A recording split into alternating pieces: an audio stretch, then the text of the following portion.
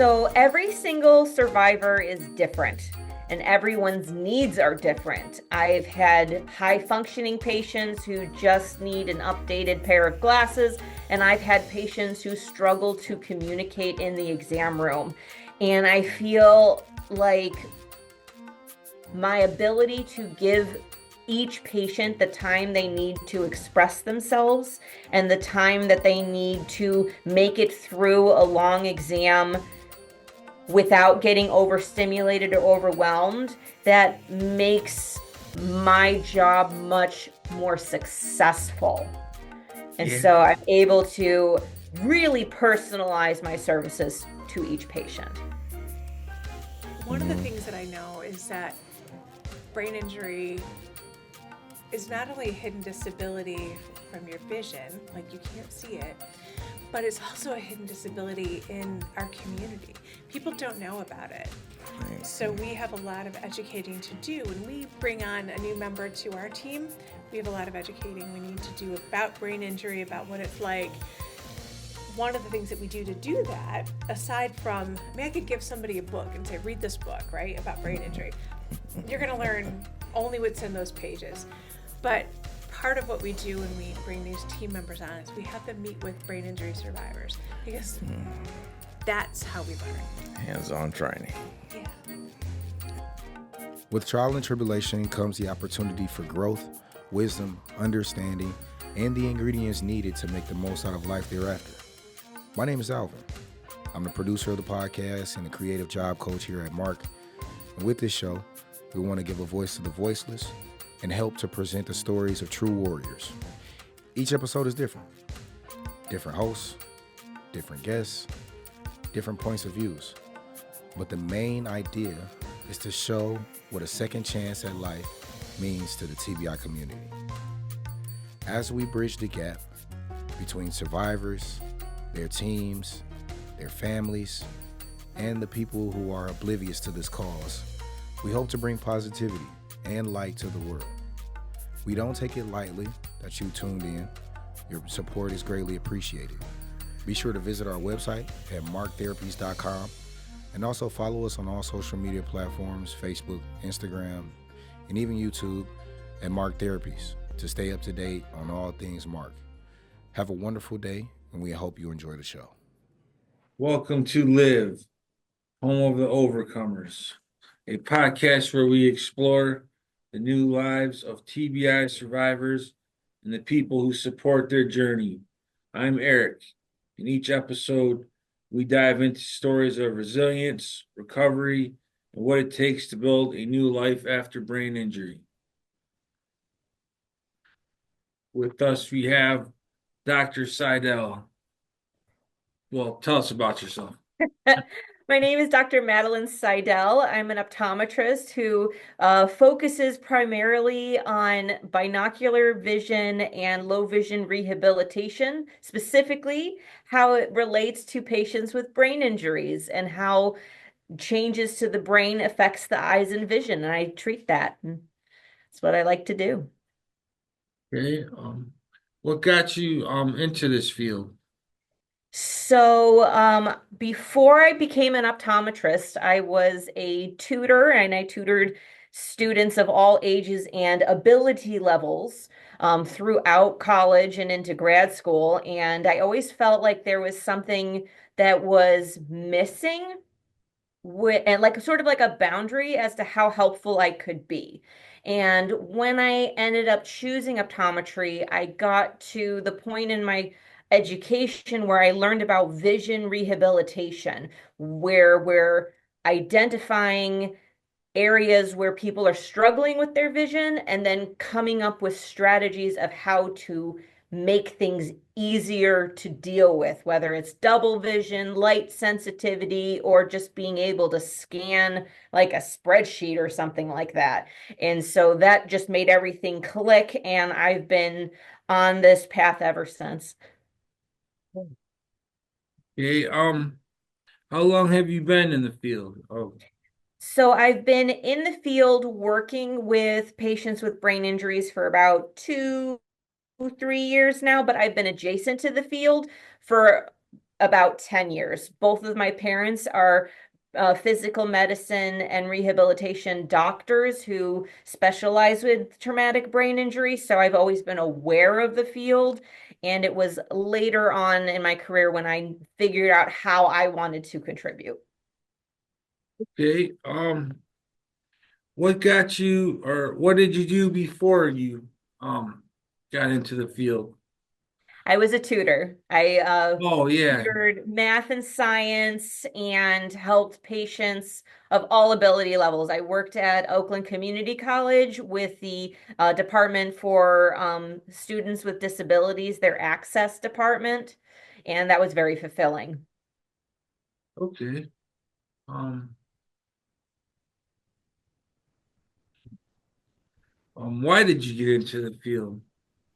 Well, I've during the course of my training, I had the privilege of working with patients on Indian reservations, in corporate settings, in academic environments, schools and universities, and I've worked at the VA during my training. And in every single environment, there are patients who have brain injuries who struggle with their vision. And so I was able to look at all of those different approaches, pick the ones I liked best, and then sort of put them all together with this in this giant toolbox. And then that's what I do now at my own practice, which I develop my own thing now.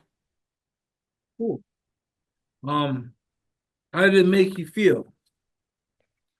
I feel very fulfilled with what I do. I find that when I work with patients who struggle with their vision and don't know the impact that can have, and then they get a pair of glasses that just makes the pain less intense, that makes me feel really good as a provider because I feel like I'm helping someone maximize their quality of life. Does this job compare to your previous line of work? Well, it is different, and because I do provide Hmm. healthcare in addition to therapies, but when it comes to connecting what I did before, I do like to use my tutor cap, my tutor hat, and use that skill set to really make my therapies as practical as possible. Because I don't like it when patients feel like they're wasting their time or spinning their wheels. And I know that there are times in therapy where people feel like they can't see the light at the end of the tunnel. So I try to keep things as practical and applicable as possible so that we can get over the hump and get to where the best progress is possible. Okay. How does your experience uh differ between survivors? So every single survivor is different and everyone's needs are different. I've had high functioning patients who just need an updated pair of glasses, and I've had patients who struggle to communicate in the exam room. And I feel like my ability to give each patient the time they need to express themselves and the time that they need to make it through a long exam without getting overstimulated or overwhelmed, that makes my job much more successful. And Yeah. so I'm able to really personalize my services to each patient. Wow, cool. Okay. How do you how do you feel your work affects the survivors? I feel like my work, it doesn't fix every problem, but I feel like I'm able to help improve quality of life, at least with regard to vision and visual comfort. And sometimes it's as simple as just listening. I had a survivor in my chair a few weeks ago who didn't have any complex vision issues, but he wasn't being listened to because he had trouble speaking for himself physically. And so it took him a long time to be heard by the people helping him every day to communicate that he had a vision issue to begin with. He thought he was going a little nuts because he was seeing floaters in his vision and he thought he was making it up. But we brought him in and I gave him the time to speak. I did a thorough evaluation and it turns out he had floaters in his eyes that were normal for his age bracket, that there was no retinal detachment, which was very good. That made me happy. And we were able to give him a pair of glasses so that he was able to see again. And he was very emotional because he thought genuinely that he was going nuts seeing the floaters. He thought that that wasn't real, but I was able to reassure him it was real. I'm glad you told me. And we were able to get that assessed and make sure that there wasn't any health issues that could be potentially blinding. So I thought that was a very positive outcome. Tell us a time where you help to reveal or help a survivor rediscover a skill or talent. Okay. So one of my first patients in my practice, that I was able to do independently under my own banner, she came in and she was really struggling with her reading skills and her near vision as a result of the injury. It was to the point where it was impacting her ability to do the job that she did before the accident. And in 12 weeks of vision therapy, we were able to train her vision, train her eye movements, train her scanning skills, and train her ability to interpret and organize, visually organize her space. And by the end of it, she wasn't 100% ready to get back to work, but she was so much closer to where she needed to be that she was able to work with her occupational therapist to finish all of the skills she needed to do to get back to work quickly. And so we were able to get her back to work, back to functioning, and she was able to do so comfortably for the first time since the accident. That made me feel really good. Yeah. Oh, good. Okay. Do you have any children? I do not have any children, but I want them. Okay. Um, how do you feel Mark's work program has helped survivors? I feel that M.A.R.C's work program has definitely helped survivors. It goes back to that practicality thing that I talked about earlier. I like practical skills, practical goals, and M.A.R.C's work problem addresses all of those things. So I think it's been very, very on point. How has this job affected your personal life? Well, very positively, actually. So, like I said, my parents are both physical medicine and rehabilitation specialists. So, this is really a family business that I've gotten into. And my husband is someone he's worked in the military, he's worked in hospitals, he's very supportive of everything that we do here, and it's just it gives us a purpose, I when I wake up in the morning, I'm excited to go to work, and that's very fulfilling for me personally. What advancements do you see yourself making to help with the progression of the TBI community? Well, apart from my own clinical practice, I would like to, in the soon to be future, work on more research so that we can get more information into the documented record on the positive benefits of vision therapy so that we can get better coverage by insurances so that more survivors can get the services that they need. Um, okay, that sounds very good. That concludes our interview. Absolutely. And I would like to plug your work program. They made my business cards, as you can see. Wow, cool. Yeah, they did a really good job and put everything together. Every voice matters, every story inspires. From survival to strength, remember every day is a new life, so don't take anything for granted. Well, I just want to say thank you for having me. You guys have been a very uh, positive partner that I've been able to work with since I started my own practice here.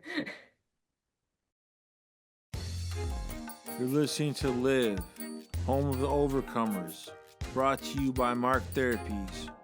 Here, we share real stories, real challenges, and real victories from the traumatic brain injury community. But none of this would be possible without support from people like you. Every year, thousands of people in Michigan experience life-changing brain injuries. The road to recovery is long and complex, and many survivors and their families struggle to find the resources they need. The Brain Injury Association of Michigan is dedicated to providing education, advocacy, and support for those affected by brain injuries. They can't do it alone. Your donation can make a real difference. It helps fund life-changing programs, support groups, and critical resources for survivors and their loved ones.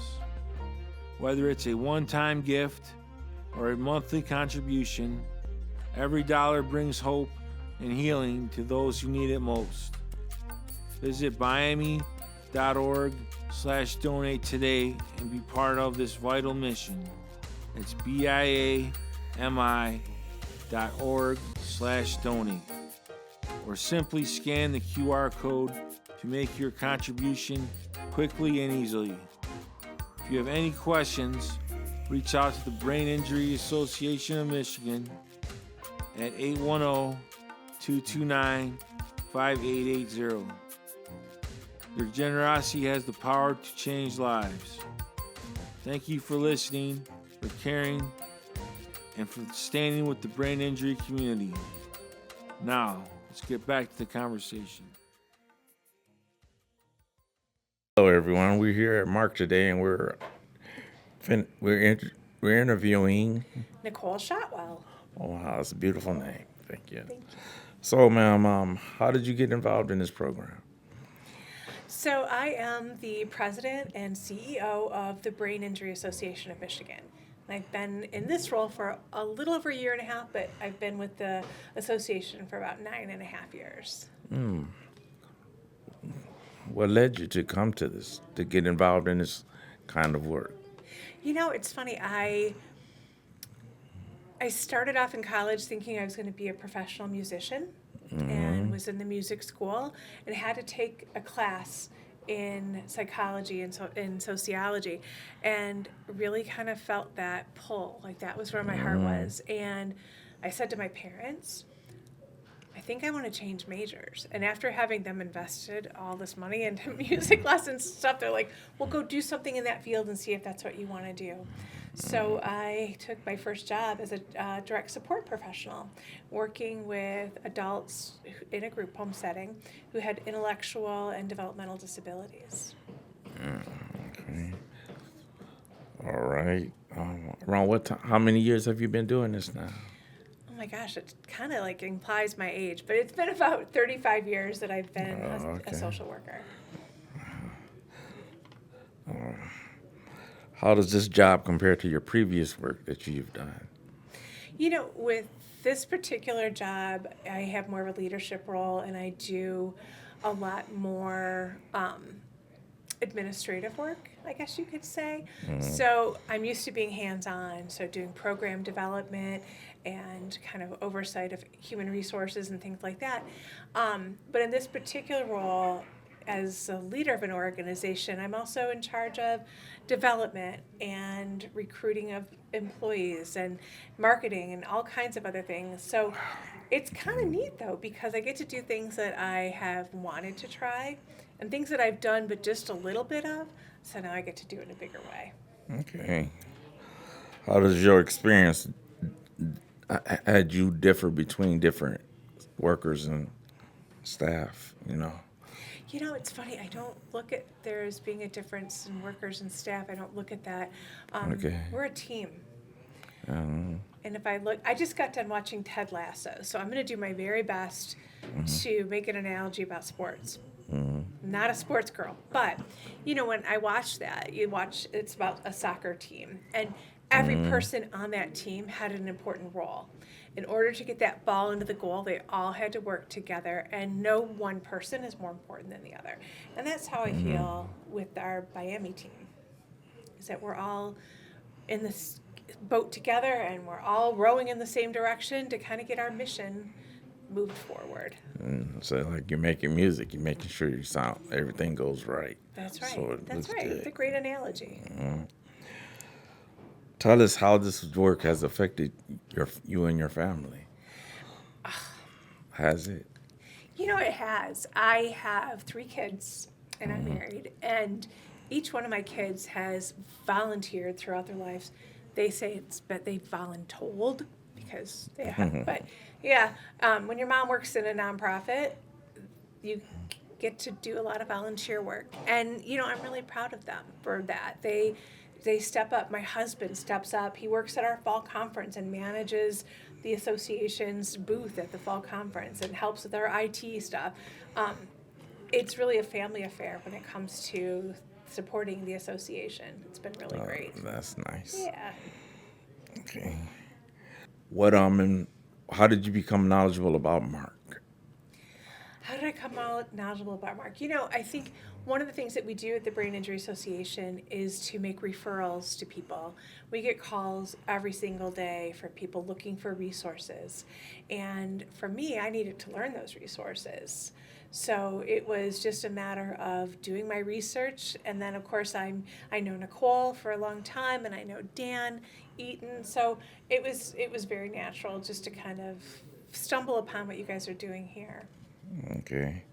From doing this job, how has it helped you in life?